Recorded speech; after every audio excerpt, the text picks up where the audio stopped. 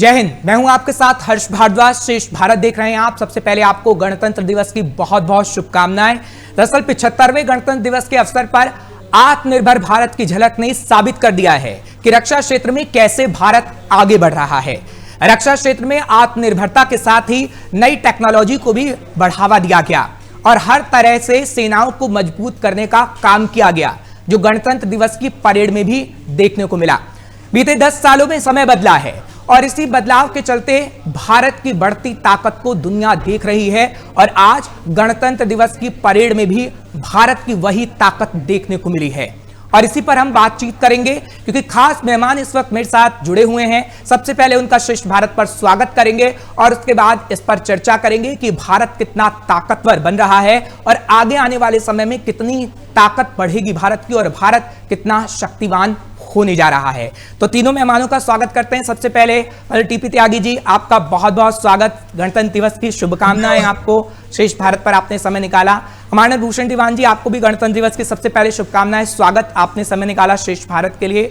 और इसी तरीके से अनिल गौर साहब, आपका भी बहुत बहुत स्वागत। श्रेष्ठ भारत पर आपने समय निकाला। गणतंत्र दिवस की आपको भी बहुत बहुत शुभकामनाएं।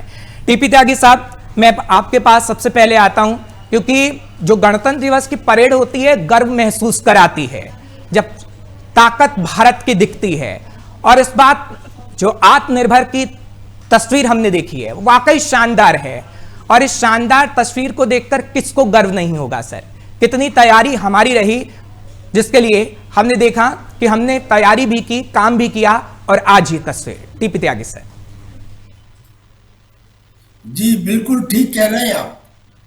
देखिए, काल खंड का एक नया चक्र का उद्गम हो चुका है और ये केवल रक्षा के क्षेत्र में नहीं, हर क्षेत्र में हो चुका है।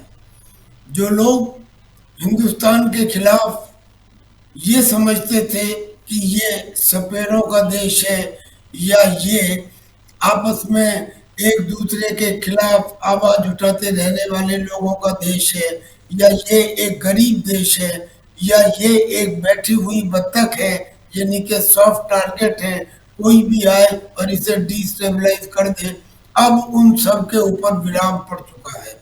और वो जो विराम पड़ा है वो इसलिए नहीं पड़ा कि हमने दूसरे देशों की तरफ देखा या उनकी टेक्नोलॉजी ली या चीन की तरह से रिवर्स इंजीनियरिंग की या हमने उनसे मदद मांगी। हमने मदद दी है। हमने दूसरे देशों का उस समय में जब वो विपत्ति में थे बिना किसी स्वार्थ के मदद की है। और अब आत्मनिर्भर क्षेत्र के अंदर हमने काम करना शुरू किया। खासतौर पे जब हम डिफेंस में आते हैं तो चाहे हमारी मिसाइल्स हो, हमारे हेलीकॉप्टर्स हो, हमारे वेपन लोकेटिंग रडार्स हो, या हमारे टैंक्स हो, आर्टिलरी हो, हॉविट्जर्स हो, और तो और हमने जो एक क्षेत्र शुरू से नेग्लेक्ट रहा था एयरक्राफ्ट के मामले में, फाइटर एयरक्राफ्ट के मामले में, वो हो, लाइट हेलीकॉप्टर्स हो, हर क्षेत्र के अंदर आत्मनिर्भरता के साथ काम को आगे बढ़ाया। अब यहाँ पे चाहे एयरक्राफ्ट कैरियर की बात करें विक्रांत की, हिंदुस्तान ने बनाया, ऐसे ही जो एडवांस लाइट हेलीकॉप्टर ध्रुव या प्रचंड या स्वस्ति वेपन लोकेटिंग रडार या सर्वत्र ब्रिज, इंजीनियर्स का वो ब्रिज जो 75 मीटर के किसी भी स्पैन में ड्राई हो या वेट हो, 15-15 मीटर के स्टेप्स में कहीं भी बनाया जा सकता है। कितनी देर में? 60 मिनट में। ऐसे ही आर्टिलरी के क्षेत्र में भी, टैंक के क्षेत्र में भी, यानी कि ताबड़तोड़ हर क्षेत्र में हमने काम किया, इंफ्रास्ट्रक्चर हमने बिल्ड किया। तो अब वाकई ये एक श्रेष्ठ भारत है, एक उभरता हुआ भारत है। और कहा जाता है कि नथिंग सक्सीड्स लाइक सक्सेस। जिस रफ्तार पे हिंदुस्तान अब आगे बढ़ रहा है, यानी कि द एक्सीलरेशन, वेलोसिटी तो है ही, उस वेलोसिटी में जो एक्सीलरेशन है वो कमाल का है। एंड वेरी सून जो हमारे 5 ट्रिलियन इकोनॉमी का हमने समय रखा था उससे पहले ही हो जाएगा। और इसका एक इंटरनेशनल लेवल के ऊपर यूएनओ के अंदर भर्ती हो या इसको विश्व गुरु का दर्जा हो, ये करीब करीब वर्चुअली तो मिल चुका है। ये 26 जनवरी उस सक्सेस का ऐलान कर देगी जो हम अचीव कर चुके हैं। 500 साल से पड़ी हुई समस्याओं का समाधान हो चुका है। हर व्यक्ति में एक जोश है, हर व्यक्ति कुछ ना कुछ नया करना चाहता है।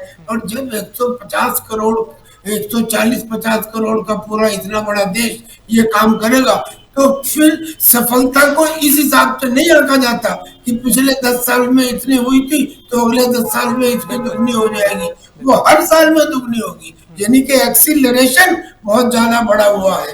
तो this is very hopeful situation, very hopeful situation. और आपने सही कहा कि श्रेष्ठ भारत कहीं ना कहीं बन रहा है और इसी परिकल्पना को लेकर सर हम भी आगे बढ़ रहे हैं, इसलिए श्रेष्ठ भारत चैनल पर आप लोग हैं। अनिल गौर साहब, मैं आपके पास आ रहा हूं क्योंकि बॉर्डर एरिया का जहां तक हम जिक्र करते हैं, आसमानी ताकत का जहां तक हम जिक्र करते हैं, हमने देखा है कि आसमानी ताकत दोगुनी हुई है। और ध्रुव हेलीकॉप्टर हो जो हम देख रहे हैं कि गणतंत्र दिवस के मौके पर जो दिखाया गया और जो प्रदर्शनी थी वो कहीं ना कहीं ऐसी कि गर्व से सीना चौड़ा हो जाता है। और जब हम उसकी बात करते हैं तो वही कंपन सा महसूस होता है कि हाँ, हम ताकतवर हो रहे हैं, हम आगे बढ़ रहे हैं। हर्ष जी, ऐसा है, देखिए, एक देश जो है वो आगे कैसे बढ़ता है जी। वो तभी बढ़ता है जब उसके अंदर एक पॉलिटिकल विल होती है बढ़ने की। अफसोस की बात यह है कि हमारे देश के अंदर ये जो विल थी, मैं बड़ा साफ लफ्जों में कहूँगा, 2014 से पहले मिसिंग थी जी। क्योंकि हमारे देश को आत्मनिर्भर बनाने का कोई भी प्रयास नहीं हुआ था। जो भी चीज़ आप देख लीजिए उसमें यही होता था कि भाई अच्छा इंपोर्ट कर लो, इसको इंपोर्ट करके उसमें आपने देखा कितने स्कैंडल्स हुए हैं, जो चीज़ें हुई हैं वो सारे देश को पता है, उसमें मेरे को जाने की कोई जरूरत नहीं है। क्योंकि पॉलिटिकल विल एक ऐसी चीज़ है जो एक देश को या तो बनाती है या वो पूरा का पूरा बिगाड़ देती है। बिगाड़ने का उदाहरण आपके सामने है, हमारा जो पड़ोसी पाकिस्तान है, आप देख लीजिए। वो जब हिंदुस्तान पाकिस्तान इकट्ठे ही आजाद हुए, आज आप देख लीजिए वो कहाँ और हम कहाँ हैं। क्यों? क्योंकि हम एक डेमोक्रेटिक तरीके से चले, वो एक ऑटोक्रेटिक तरीके से। वहां पे बार बार कूप हुए, वहां पे मार्शल लॉ लगा और वो उस हिसाब से चले हैं। आज वो बिल्कुल भीखमंगों की तरह घूम रहे हैं। तो ये जो पॉलिटिकल विल है ये बहुत जरूरी है। और ये 2014 से हमने देखा है कि उसके बाद एक ऐसा डायरेक्शन दिया गया हर चीज, हर शोबे में, कि भैया आप जो है बाहर से इंपोर्ट करने की बात मत सोचें, आप ये देखें कि आप इसको डेवलप क्यों नहीं कर सकते जी। और आप उसका नतीजा देखिए। हिंदुस्तान वो पहला देश है जो मार्स में फर्स्ट शॉट में उसका मिशन अकम्प्लिश हुआ जी। तो इसका मतलब क्या है कि हमारे पास साइंटिस्ट हैं, वो हमारे पास वो पूरे जानकार हैं, हमारे जो साइंटिस्ट हैं वो इतने काबिल हैं कि वो सारी कैलकुलेशन पूरी तरीके से कर सकती हैं। अमेरिका जैसे देश भी तीसरी बार हुआ है, वो पहली शॉट में नहीं कर सके। जी। जी। तो ये जो चीजें हैं ये सारा एक पॉलिटिकल विल की वजह से होता है। और हमारे देश में अब आप देखिए एक चीज बड़ी क्लियर हो गई कि भैया इंपोर्ट तो होगा, अगर इंपोर्ट होगा तो उसके अंदर जो इंपोर्ट सब्स्टिट्यूशन जो है, हिंदुस्तान की जो कंट्रीब्यूशन होगी उसके अंदर वो 50% से ऊपर होनी चाहिए। तो उससे क्या हुआ है, चाहे वो हमने एयरक्राफ्ट है, चाहे हमने कोई और भी सामान है, चाहे किसी भी शोबे में हम देख ले, उसके अंदर वो जो चीज आ गई, उससे क्या हुआ, हमारा जो प्राइवेट पब्लिक पार्टनरशिप जो है वो बढ़ना शुरू हो गया। और आज आप देखिए तेजस है हमारे पास, हवाई जहाज, तेजस के लिए अब एक जो सारे देश हैं आसपास के वो भी तैयार है लेने के लिए उसको, क्योंकि वो अपनी क्लास में सबसे बेस्ट है।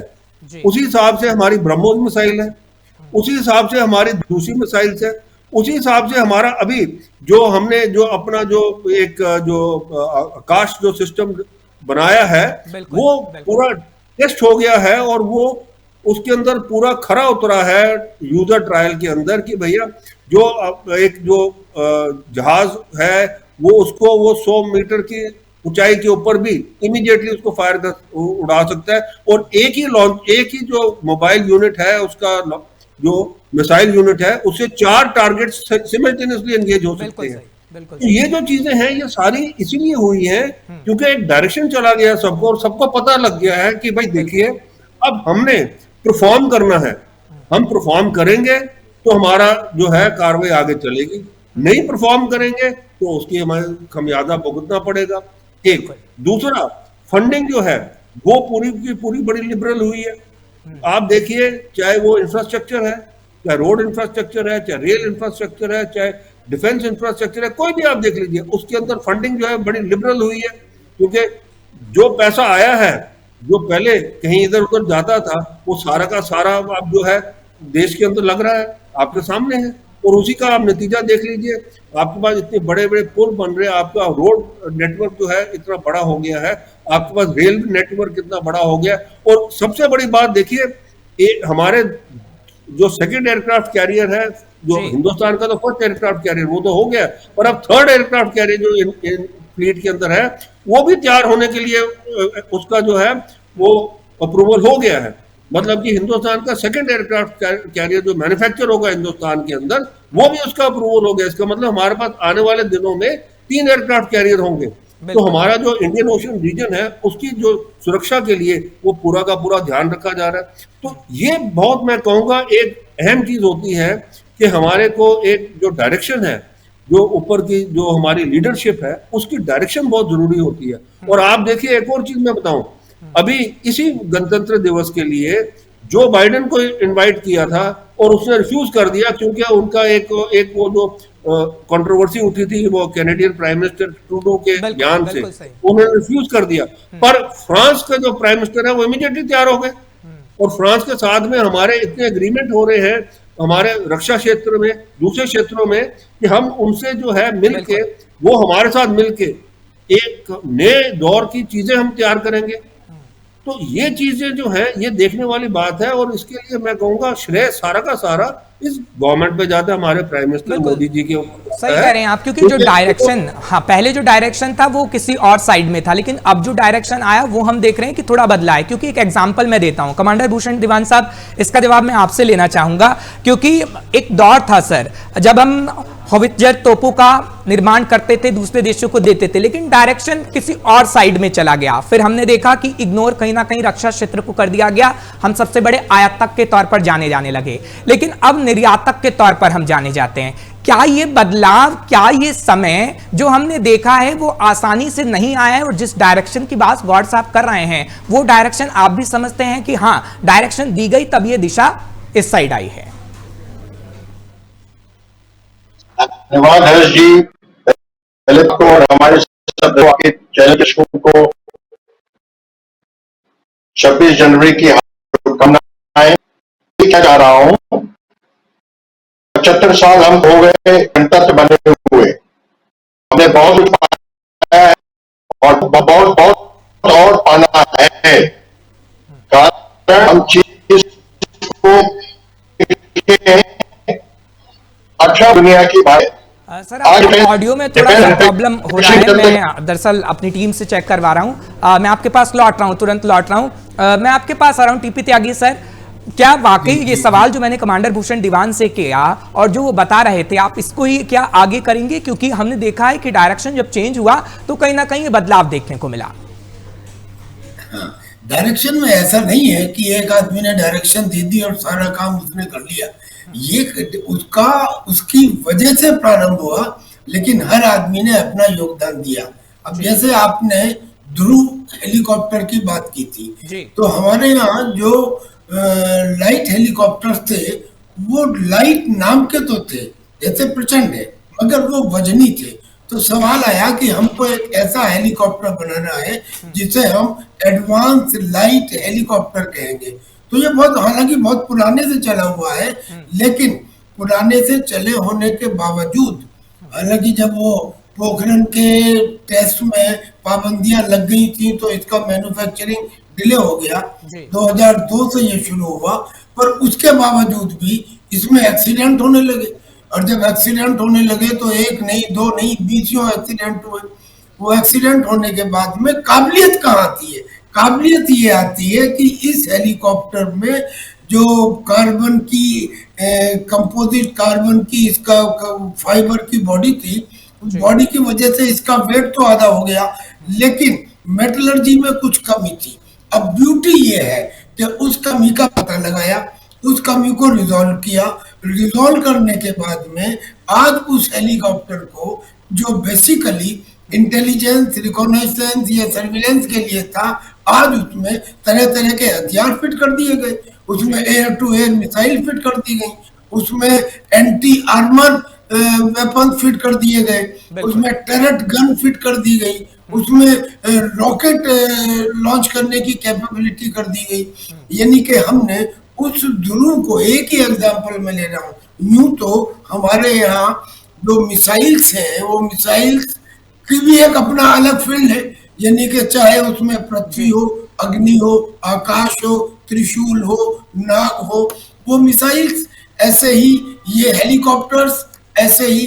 अभी केवल एक फील्ड रह जाता है थोड़ा सा ड्रोन का, जिसमें अभी हमें आगे बढ़ना है, लेकिन हेलीकॉप्टर के फील्ड में ध्रुव के अंदर जो पूरे आत्म निर्भरता के अंदर बनाया गया है, और एक ऐसा हेलीकॉप्टर है जिसके बारे में मैं आपको बताऊं कि फिलीपींस ऑलरेडी इसे खरीदने को तैयार है। हमारी पिनाका मिसाइल को, पिनाका रॉकेट लॉन्चर को फिलीपींस खरीद रहा है ऑलरेडी, और इसको भी खरीदने के लिए तैयार है। हमारा जो तेजस है, अब देखिए मजे की बात की, तेजस हालांकि ये मान लिया कि वो एक टैक्टिकल है, शॉर्ट रेंज है, सुपरसोनिक क्रूज फाइटर है, लेकिन उसमें क्या खासियत होगी कि अमेरिका भी उसके अंदर इंटरेस्ट दिखा रहा है। छोटी कंट्रीज को तो छोड़िए, उसमें इंडोनेशिया, वियतनाम वगैरह ये सब तो लेंगे ही, लेकिन अमेरिका भी उसमें इंटरेस्ट दिखा रहा है। और जैसे अभी पुराने वाले उन्होंने बताया, दूसरे वाले पैनलिस्ट ने, कि जब हमने मंगल पे जाके दिखाया, चांद के उस साउथ पोर्शन में जहां आज तक कोई नहीं गया, वहां जाके दिखाया, इससे साबित क्या हुआ? इससे साबित ये हुआ कि जैसे किसी छत में, एक नाली में कुछ कूड़ा कबाड़ा भर जाए और पानी भर जाए, अचानक उस कूड़े को निकाल दो तो पानी बहुत तेज गति से आगे बढ़ता है। यानी कि कोई ब्लॉक था, जिस ब्लॉक की वजह से हिंदुस्तान की बुद्धिमत्ता और क्षमता के ऊपर एक ब्रेक लगा रहा, एक लंबे समय तक ब्रेक लगा रहा। आज सरकार की उस राजनीतिक इच्छा शक्ति की वजह से उस छत पे भरे हुए पानी को निकलने के लिए जो कूड़ा अड़ गया था नाली में, उसे हटा दिया गया है। यानी कि हर व्यक्ति अपनी क्षमता के हिसाब से काम करना प्रारंभ कर दिया है। और ये स्थिति आपके सामने है कि नए हथियारों का प्रदर्शन, यानी कि everything is concentrated on one issue, and that is आत्मनिर्भरता। And it is done by whom? It is done by the mother of democracy of this Brahman. So this is a difference. It is a game changer. It is a game changer, and it will now take a quantum jump. The beauty is this कि हमको अब तक लगता है कि हमको success मिल गई, ठीक बात है, काफी मिल गई, ये भी ठीक बात है, मगर ये भी एहसास हो गया कि अब हम इसके बाद क्वांटम जंप लेने वाले हैं, because a platform has already been provided to us. So this is a very comfortable situation है। बिल्कुल राइट सर, क्योंकि आपने जिस ब्लॉकेज की बात की है ना, उस ब्लॉकेज का मैं थोड़ा सा यहाँ जिक्र करूंगा, और गौर साहब आपसे कहीं ना कहीं इस सवाल का जवाब लूंगा, क्योंकि हमने देखा है कि कई चीजों को हम रूस से खरीद रहे थे, रशिया से खरीद रहे थे, प्रचंड की जैसे मैं बात करता हूं, अपाचे, चिनूक, इन सब की मैं बात करता हूं, लेकिन धीरे धीरे हमने उसे बनाना शुरू किया। पहले हमने खरीदा, फिर देखा उसमें क्या सिस्टम है, उसके बाद उस टेक्नोलॉजी पर काम किया। अगर वो टेक्नोलॉजी पर काम नहीं हुआ तो रशिया से हमने वो टेक्नोलॉजी ली, और उसके बाद हमने कहीं ना कहीं 75% चीजों को उसमें लगाया, उसके बाद ये बदलाव देखने को मिला। तो क्या ऐसे ही ब्लॉकेज खुला जिस चीजों को हम देख रहे हैं, और इस ब्लॉकेज को आगे धीरे धीरे और भी खोलना है? हर चीज ऐसा है, देखिए कोई भी देश जो है उसकी जो मैन्युफैक्चरिंग है वो पीएसयूज के ऊपर डिपेंडेंट नहीं हो सकती। और अफसोस की बात यह है कि जब से हमारा देश आजाद हुआ वो पीएसयूज के ऊपर ही डिपेंडेंट रहा, जी जिससे कि एक ऐसी स्टेज आ गई कि पीएसयूज के ऊपर से ना तो कुछ बन रहा था वहां से, ना तो उनकी डेवलपमेंट हो रही थी कोई चीजों की, और ना ही वो इंटरेस्टेड थे किसी चीज में, क्योंकि उनको पता है तनख्वाह हमें मिलनी है, कोई हमें निकाल नहीं सकता, ये हमारे यूनियन बने हुए, सब कुछ ठीक है। मैं आपको एक चीज बताऊं, देखिए जब सेकेंड वर्ल्ड वॉर था, हिंदुस्तान के अंदर 100 से ज्यादा ऑर्डिनेंस फैक्ट्रीज थी जो तो ब्रिटेन के लिए, ये सेकेंड वर्ल्ड वॉर के लिए जो सामान बना रही थी, चाहे वो गन्स थी, चाहे वो बुलेट्स थी, चाहे वो जो भी चीजें सॉरी। अब उसके बाद क्या हुआ, उसके बाद हमारे अंदर देखिए जो जो चीजें हम बनाते थे, हम इस कतार में पहुंच गए कि हम एक राइफल नहीं बना सके, 75 सालों से एक सही राइफल नहीं बना सके हम।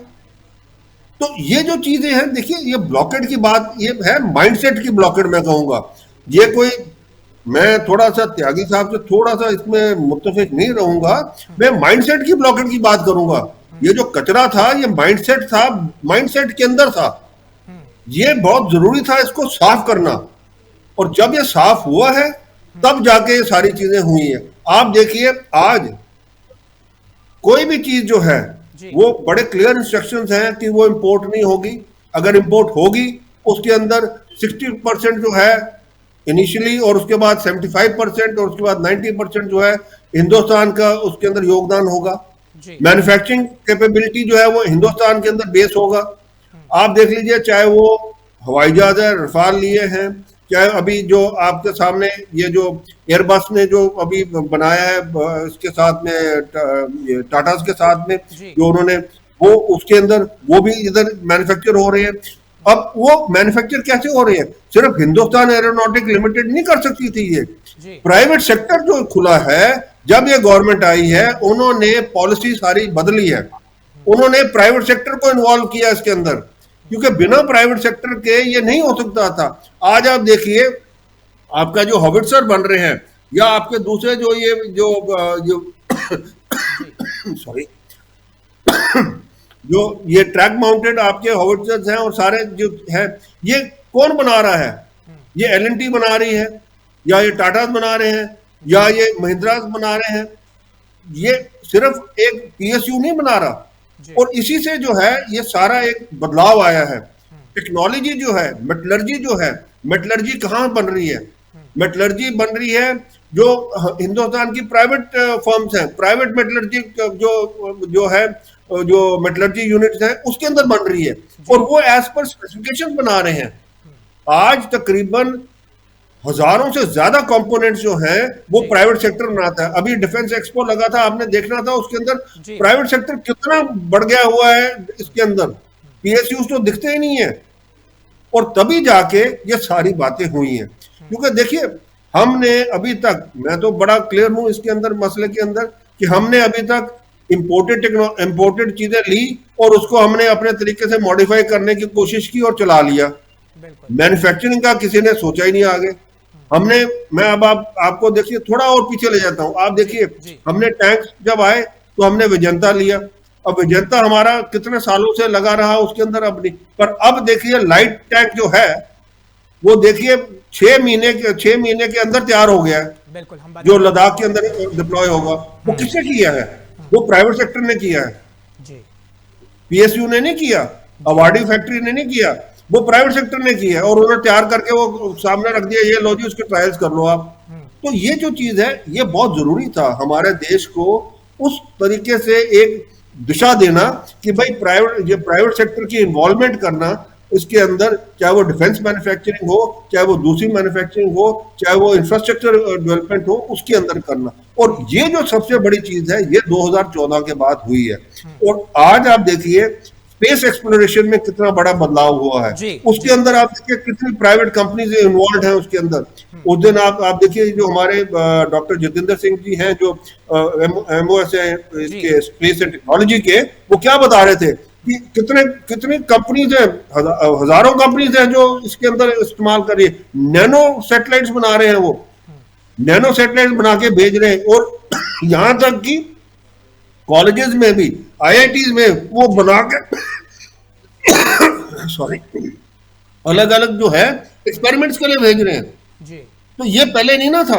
आप 2014 से पहले आप देख लीजिए हमारे पास क्या था, एक एम्बेसडर गाड़ी थी, एक फिएट गाड़ी थी, एक मारुति आगे, बस उसी में बैठे हुए हैं सब। ठीक है, वो चल रहे हैं, बस काम चल रहा है। वो हाल था हमारा। बिल्कुल। बंदूकें आई, यानी आप ये कहने की कोशिश कर रहे हैं कि ये सब चीजें माइंडसेट की वजह से हुई हैं। टीपी त्यागी साहब, क्या आप भी यही मानते हैं? क्योंकि माइंडसेट हमने अलग किया और उसके बाद ये चीजें कहीं ना कहीं हमें देखने को मिली है। क्योंकि अगर माइंडसेट नहीं होता तो ना हम टेक्नोलॉजी पर काम करते और ना ही हम आत्मनिर्भरता की ओर बढ़ते। क्योंकि मेड इन इंडिया की जो तस्वीर देखने को मिली है गणतंत्र दिवस पर हो या फिर इससे पहले हमने देखा रक्षा मंत्री राजनाथ सिंह की बात करें, जब वो मीटिंग कर रहे थे डीआरडीओ के साथ, तो कितनी चीजों को दिखाया गया कि हाँ भारत कितना ताकतवर हो रहा है। ये माइंडसेट की वजह से है। बिल्कुल, मैं भी यही कह रहा हूँ। मैंने वो समझ रहे हैं, पता नहीं कैसे समझा। माइंडसेट ही तो है। ब्लॉकेज कहाँ होता है? और कोई ब्लॉकेज होता ही नहीं है। ब्लॉकेज जो होता है वो माइंड में ही होता है, और ये माइंडसेट में एक ब्लॉकेज था। हमारे यहाँ एक ऑर्डिनेंस फैक्ट्री बोर्ड है। अब वो ऑर्डिनेंस फैक्ट्री बोर्ड के अंदर बहुत सारी ऑर्डिनेंस फैक्ट्रीज हैं। उन ऑर्डिनेंस फैक्ट्रीज को जो काम दिए जाते थे वो कभी पूरा ही नहीं हुए। पब्लिक सेक्टर अंडरटेकिंग जो है वो व्हाइट एलिफेंट बन गए। और फिर माइंड ब्लॉकेज तो दूर हुआ ही, क्योंकि माइंड ब्लॉकेज दूर हुआ तो पॉलिसी में चेंज आया। मगर केवल इतना नहीं, उस पॉलिसी में चेंज आने के बाद में फिर एक डिप्लोमेसी, एक इंटेलिजेंट डिप्लोमेसी स्टार्ट हुई। अभी तक क्या था, हम रशिया से सामान लेते थे, प्रोटोटाइप बड़ा सामान आता था। अमेरिका का फ्लेक्सिबल छोटा मोबाइल सामान होता था, लेकिन दोस्ती की वजह से रशिया से लेते थे। वो सामान का पहली बात तो कीमत ज्यादा, दूसरी बात वो लोग स्पेयर्स अपने पास रखते थे, वो हमें खरीदने पड़ते थे। तीसरी बात, वो आते थे हिंदुस्तान में और आके वो व्हाइट एलिफेंट बन जाते थे। बोले मेंटेनेंस हम ही करेंगे, चेंज ऑफ पार्ट्स हम ही करेंगे। यानी कि एक किस्म से it was a burden on the exchequer. अब हमने शुरू किया कि भाई हमको टेक्नोलॉजी ट्रांसफर कीजिए। अगर हम अमेरिका गए और अमेरिका से हमने बात की और तेजस के लिए हमने उस इंजन की बात की, तो हमने कहा कि यस, उसमें 80% उसका टेक्नोलॉजी ट्रांसफर इंडिया के साथ होगा।